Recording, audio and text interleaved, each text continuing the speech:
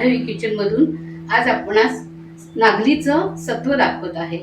हे calcium, protein आणि लोहयुक्त असं आहे। हे आबाल वृद्धांपासून सगळ्यांनाच चालतं। त्याच्यासाठी ही रात्रीच मी 10 तास भिजत टाकली आणि सकाळी उठून मिक्सरवर त्याचं हे असं सत्व काढून घेतलेलं आहे।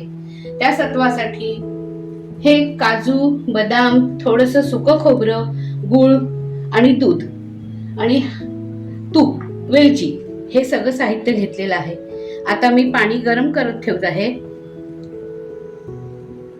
आणि त्याला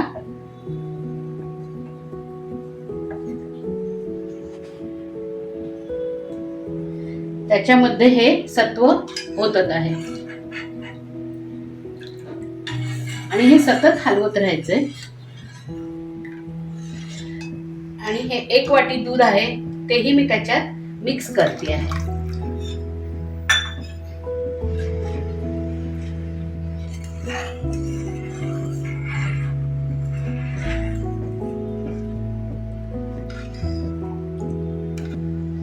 हे सतत आता असं दाट होत राहतं।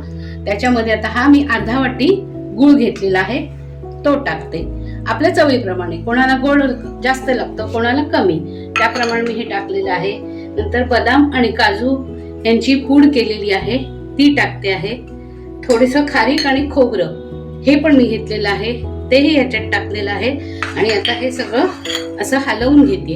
हे लगेच जाड होतं। वाटलं खूप जाड तर त्याच्यात गरम पाणी घाला।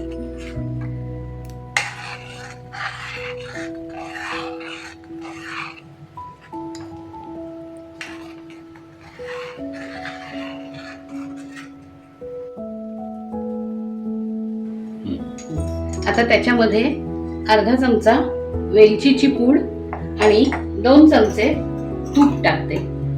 आता त्याला छान उकळी फुटलेली आहे। असं हे